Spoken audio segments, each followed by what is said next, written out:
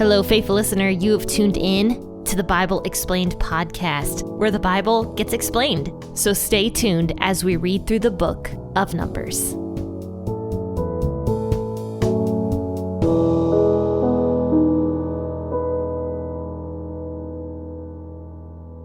Well, hello and good morning, faithful listeners. This is Jen with the P40 Ministries, the Bible Explained podcast. Oh, I told you guys, I'm never going to get it right. I'm just going to keep saying the wrong thing over and over and over again till eventually I start getting it right. It's kind of like when the new year changes and you continually write the year before. That's what's going on with me with the podcast name change that I recently did. But you know what? I love hearing from you guys and I love reading all of your reviews. So continue to review the podcast and let people know that it exists. And also contact me. I love hearing from you guys. So contact me either on Facebook. My Facebook page is P40 Ministries LLC, or you can contact me at www.p40ministries.com/contact. And that will go straight into my inbox. And I like to hear about anything. Comments, ideas that you might have for P40 or for the podcast. And then also just prayer requests. If you have a prayer request, I'd love to pray for you also. So let's go ahead and talk about Numbers chapter 3, verses 1 through 39. And I'll probably break this up as I read it. But let's go ahead and start reading this. I'll be reading out of the WEB this morning. Oh, and don't forget to grab your cup of coffee also.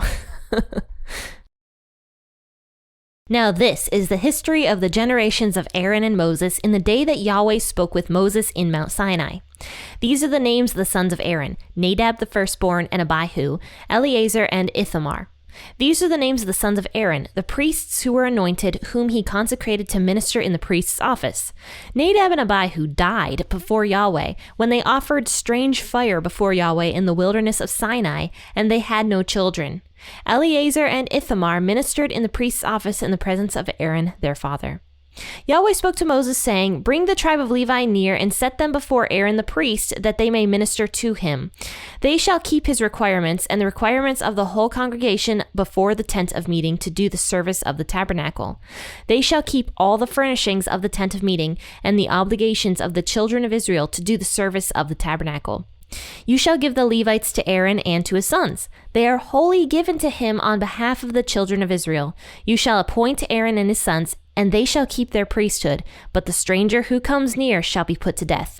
Yahweh spoke to Moses, saying, "Behold, I have taken the Levites from among the children of Israel, instead of all the firstborn who open the womb among the children of Israel, and the Levites shall be mine, for all the firstborn are mine. On the day that I struck down all the firstborn in the land of Egypt, I made holy to me all the firstborn in Israel, both man and animal.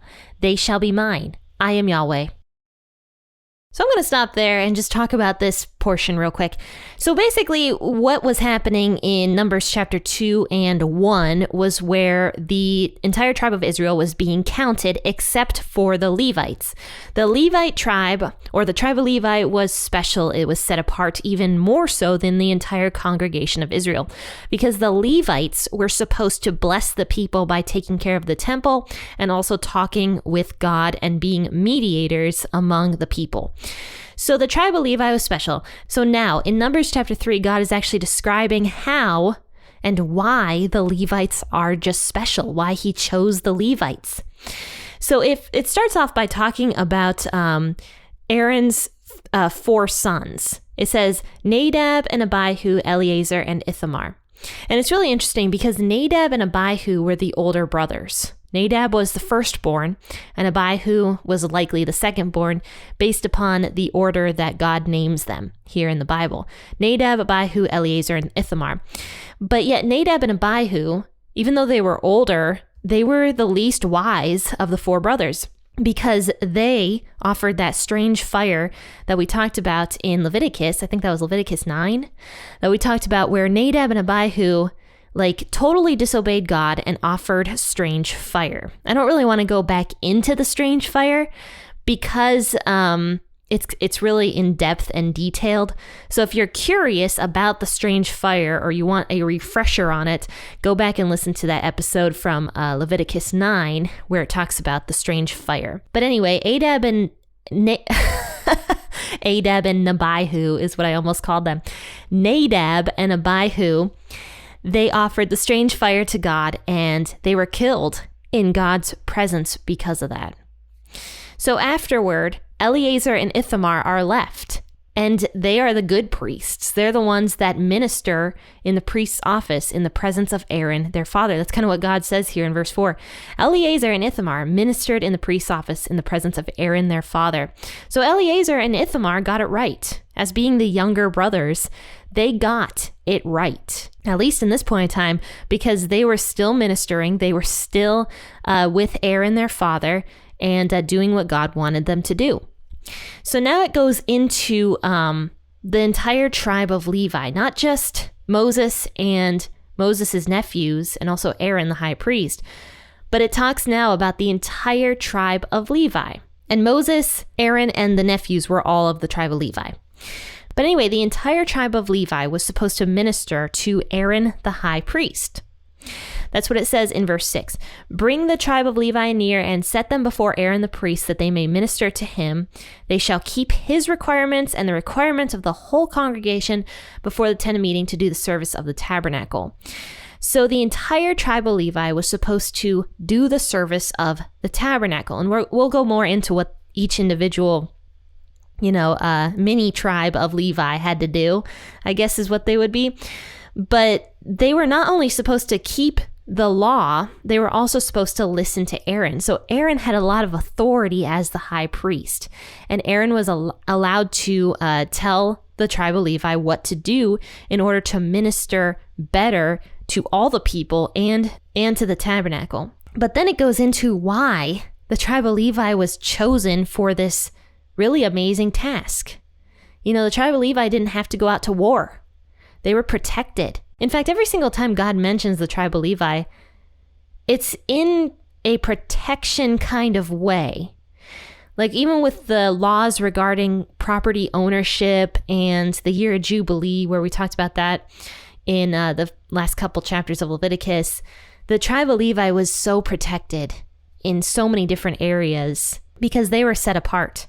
But they didn't get a lot of the same things that the other tribes got. For example, the tribe of Levi didn't get their own plots of land like the other tribes would. Instead, the tribe of Levi would be spread out throughout all the different tribes to bless the tribes by becoming priests and ministering to them and making sure that they were on track with God. That was the entire role of the tribe of Levi. In fact, it says later on somewhere that God was the Levites' inheritance. And I think that's the best kind of inheritance that you can possibly get, is God.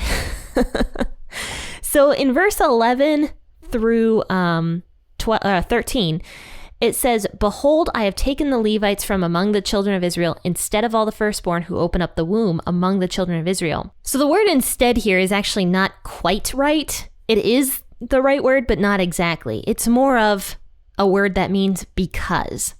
So the Levites were now becoming the firstborn tribe. We see that throughout the generations, the role of birthright holder actually gets passed down. So right now it's the tribe of Levi that God is considering to be the firstborn of the tribe. But I think it was Ephraim at one point, and I think also it's going to be Judah later on. God almost passes that torch to the tribe of Judah. So the birthright kind of gets, passed around a little bit between the tribes, and we see that happens. And then eventually it just gets totally passed down to Jesus, and he is, of course, the last birthright holder. It's not going to be passed around anymore. But the birthright, we've talked about that a handful of times, was very important. It was the role of the firstborn son to take care of their family, not only to provide and be the sole provider, but also to make sure that his family was taken care of and that they were spiritually on track with God.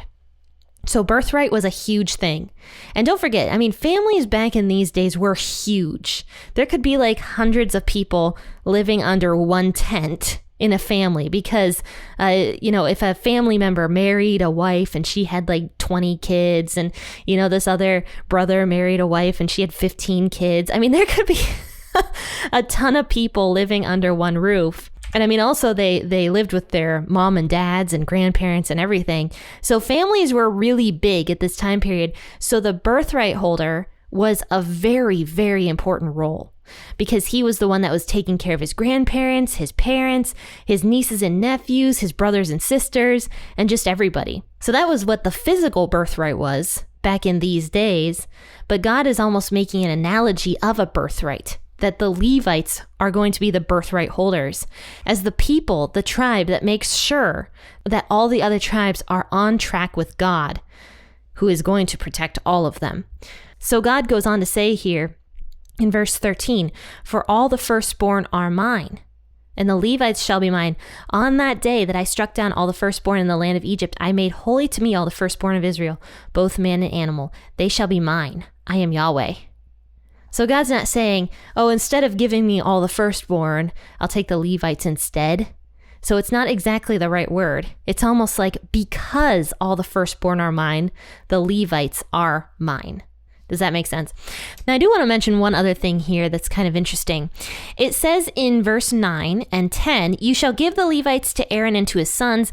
They are wholly given to him on behalf of the children of Israel.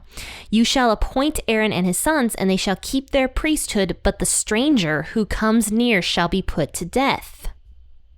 So what's interesting about that is it's not just talking about strangers that they're warring against, like I initially thought. And I mean, yes, that is absolutely true as well. Like if somebody they were warring against, like one of the Canaanites comes and like tries to take over the temple, they are not invited in because they are not part of the tribe. Now, of course, it's totally different if a stranger converts over to Judaism. That was absolutely allowed. God wanted that. God liked that. In fact, God wanted all of the nations, even the Gentiles, everybody, to be blessed by the Jewish people. That was his original intention for the Jewish people, was to bless all of the other nations of the world through the law.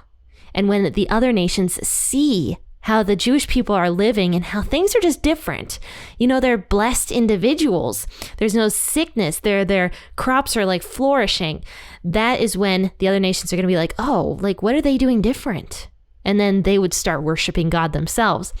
So yes, a Gentile person in this time period was not only allowed, but encouraged to become a Jewish person and to start following God's law. But if a stranger comes near who was not invited into the priesthood, this could even include a Levite. This could include anybody that tries to go and take over something that God did not ordain for them. The Levites had a special role for sure, but not all of them could be priests. Some of them could, and many of them could, but not all of them could. God had only ordained 5 priests at this time.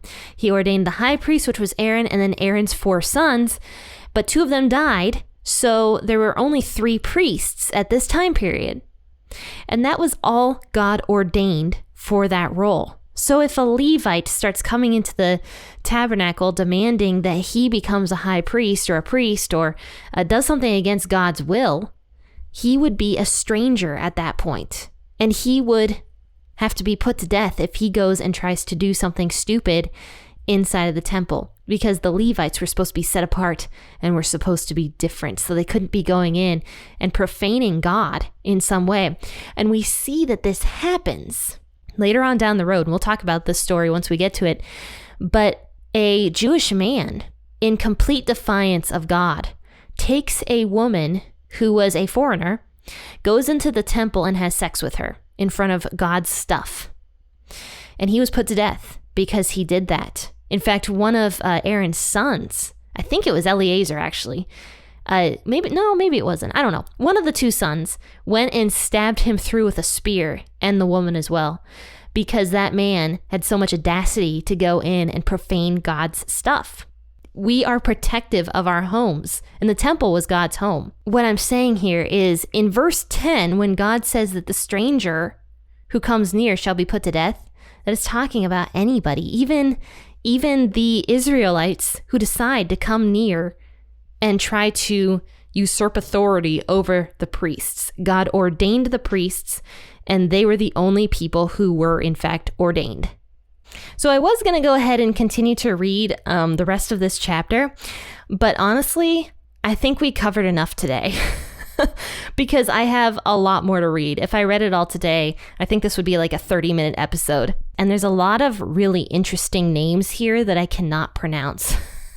So I might actually cut the episode short here and just let you guys go on your way. But really, there's always something to learn from Scripture. Even if it's the Old Testament and we're not quite sure how this applies to us nowadays, there's always something to learn. And I think the one thing that we can really take away from this today is the fact that you and I are all priests. And I've mentioned that before. If you are a Christian, you are considered to be part of the royal priesthood. And thus, because the priests were so important in this day, and God was setting them up for such a fascinating role, we have the same role. As priests, we are supposed to do what the priests of old did, take care of the people around us. Though we are not the birthright holders. Like I said, Jesus has that title now. We are the priests, and Jesus is the high priest. So we are supposed to be ministering almost to Jesus in a way by spreading the gospel and just shining our lights to everybody who needs them. Because many people in the world need us to shine our lights. Well, there, faithful listeners, thanks for tuning into this episode. And I have a quick announcement. So the YouTube channel that I have, which is called P40 Ministries, LLC, YouTube channel, I actually did not change the name of the podcast on that YouTube channel. And I did that for a reason. I did it because the episodes that I did at that time period, because I'm not up to date on my current episodes there yet, I'm working my way there, were named P40 Ministries Podcast. So I'm going to continue with that on YouTube until I am up to date on season 4, and then it will switch over to the Bible Explained podcast. So go and subscribe to the YouTube channel if you haven't yet, because I have some exciting ideas coming up for the YouTube channel. I've been saying that forever. I'm so sorry, guys. My husband told me recently, he's like, you tell people things, but you don't follow through. I'm like, I try. I really do try to follow through on stuff. It's just I forget to do it. And you know what? I also have to apologize because I promised you guys there would be a special shirt in the shop for those of you guys who finished Leviticus, and I didn't finish it. I am so sorry. It just looks so tacky. I just couldn't bring myself to put it on the shop website. So I have to rethink the design and come up with something. But there is an updated design for the new name change in the shop, but just not one that says I finished the book of Leviticus, because it was just kind of cheesy looking. I'll be frank with you guys. It was cheesy. Well, anyway, friends and faithful listeners, I really hope you have a fantastic week and that you enjoy the sunshine if there is sunshine where you're at. I am hearing that there is supposed to be sunshine where I'm at, so I'm excited about that because I'm going to get a lot of power spraying done. My house needs it desperately. There's just mold growing everywhere and mildew and whatever else is growing that's green. So that needs to be gone. And I'm going to work on that this week. So tell me what you're going to do. Contact me at p40ministries.com/contact and just use the tagline, Jen, I'm going to do this week. And just tell me what you're going to do. Love hearing from you guys, and I'm so thankful you're here. But you know what? I'm even more thankful that you're here to listen to scriptures, because it's the most important thing we can do is really delve into scripture and build that foundation. So saying that, I really wish you guys a happy listening, and God bless.